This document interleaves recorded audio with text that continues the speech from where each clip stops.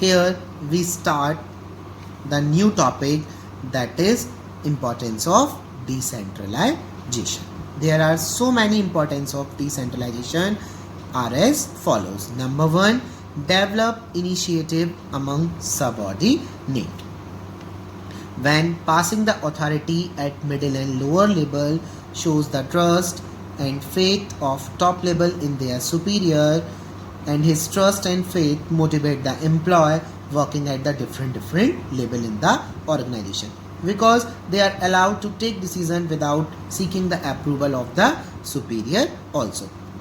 That's why it create a initiative among the subordinate. Initiative का मतलब क्या है? दे हैव टू, आप सभी को पार्टिसिपेशन प्रोवाइड कराइए.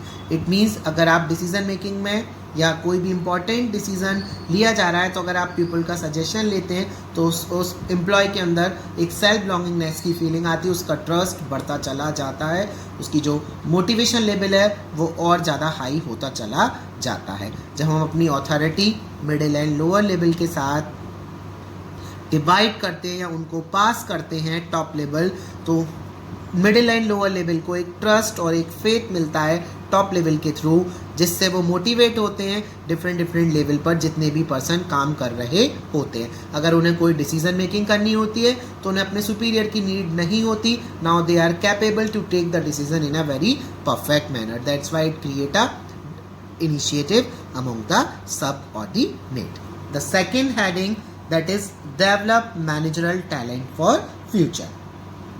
In decentralization, manager working at lower and middle level also learn the art of decision making. They get the experience of performing activity of the top executive and learn to manage the authority given to them. So decentralization process prepare the manager working at lower and middle level to perform the task of top level also.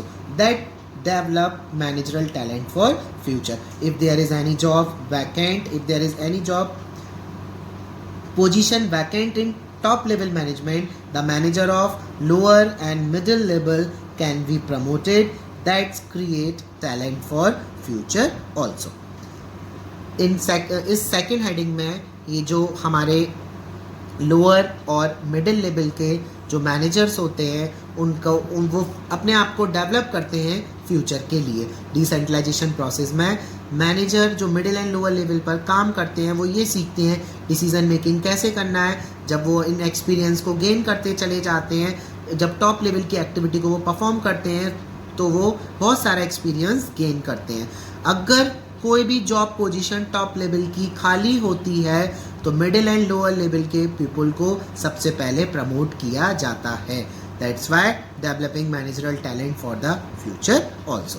The third heading is this, quick decision making. In decentralization process, decision making is not restricted in few hands, but only decision making power is entrusted to all the manager who are taking action or performing the activity. This lead to faster decision because employees who have to perform the activity are allowed to take decision also. Decentralisation process में हमारा जो decision making power है वो कुछ लोगों के हाथ में ना रहकर हर लेवल के पास डिफरेंट पावर होती है कि उनको क्या क्या डिसीजन मेकिंग करनी है. जिससे क्या होता है कि अगर कोई भी क्रिटिकल कंडीशन आती तो उस टाइम में वो फास्टर डिसीजन लेने के लिए ट्राई करते हैं और अच्छे डिसीजन लेते हैं और डिसीजन मेकिंग हमारा कभी भी डिले नहीं होता है. तो डिसेंट्रलाइजेशन प्रोसेस हमें क्विक डिसीजन मेकिंग भी साथ के साथ सिखाता है. Now, the fourth heading, that is relief to top level management. अब top level management को relief कैसे मिल रहा है? In process of decentralization, top level manager are not overburdened with the responsibility and authority as they systematically pass the authority and responsibility at the different level, so they become free to concentrate on the core activity on important issue of organisation. Top decentralisation से जब authority responsibility superior से subordinate के पास में चली जाती हैं तो मैनेजर या हमारा जो सुपीरियर है वो हमारा ओवरबर्डन नहीं रहता है. Systematically authority responsibility share between the many people. जब ऑथोरिटी रिस्पॉन्सिबिलिटी बहुत सारे लोगों पर डिफरेंट लेवल पर जो काम कर रहे होते हैं उनके पास ऑटोमेटिकली शेयर होती चली जाती है, तो हमारा जो मेन सुपीरियर है वो फ्री हो जाता है, वो फ्री रहता है, वो ऑर्गेनाइजेशन के जो कोर इश्यूज होते हैं, जो मेन डिसीजन मेकिंग पावर होती है और जो मेन इशू है, इंपॉर्टेंट इशू है, उनके ऊपर वो ज़्यादा ध्यान देना स्टार्ट कर देते हैं। That's why it get relief to top level management also. The fifth point is facilitate growth. Decentralization grant more autonomy or freedom to lower level.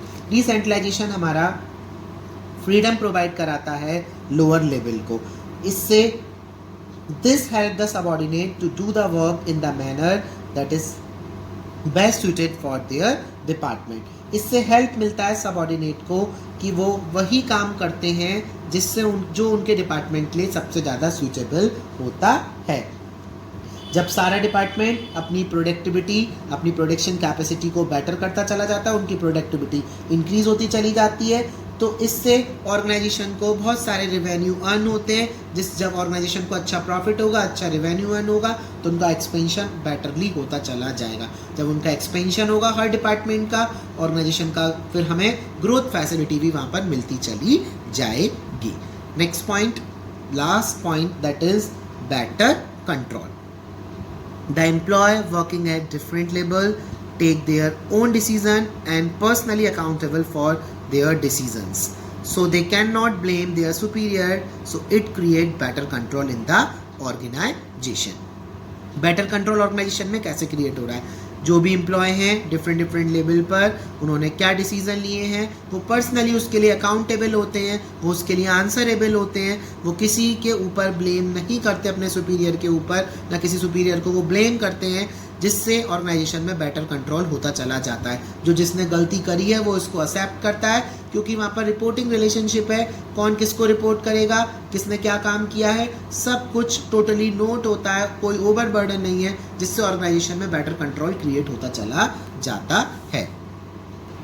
Your last topic of this chapter, this is difference between delegation and decentralisation. अब तक हमने इनमें decentralisation का हमने importance पढ़ा, इन दोनों के between relationship भी पढ़ा, अब हम इनमें डिफरेंस भी साथ के साथ पढ़ेंगे। फर्स्ट हमारा जो बेस है that is scope.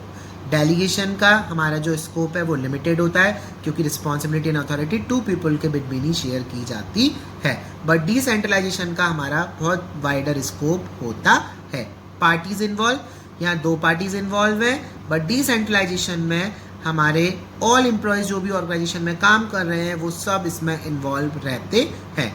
Number 3, freedom of action. यहाँ पर फ्रीडम ऑफ एक्शन डेलीगेशन में लेस होती है, जबकि डिसेंट्रलाइजेशन में हमारी फ्रीडम ऑफ एक्शन सबसे ज़्यादा होती है। There is less freedom of action, there is more freedom of action too. The fourth heading, responsibility. It is the responsibility of every manager. ये हर मैनेजर की रिस्पॉन्सिबिलिटी है कि आपको क्या काम करना है, जिसको जो रिस्पॉन्सिबिलिटी दी गई है वो उसको परफॉर्म करेगा। It is the responsibility of top level manager, but in decentralisation that is the only responsibility of top level manager, because they share their authority to other people to other to other. Then nature. Fifth point is it is compulsory act. ये आपका compulsory act है, but decentralization हमारा optional act बोला जाता है। अगर organisation growth करना चाहती है, ऑर्गेनाइजेशन अपना एक्सपेंशन करना चाहती है, तो वो डिसेंट्रलाइजेशन के लिए जाएगी अगर टॉप लेवल सारे काम को परफॉर्म नहीं कर पा रहा है। बट डेलीगेशन आपका एक कंपलसरी एक्ट बोला जाता है।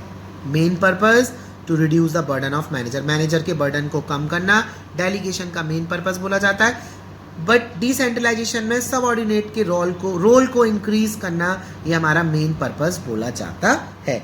The 7th point is authority is granted by immediate superior. Authority यहाँ किसको ग्रांट होती है? इमीडिएट सुपीरियर को ग्रांट होगी, बट ऑथोरिटी यहाँ केवल टॉप लेवल के पास ही होती है। Your chapter is finished. Thank you.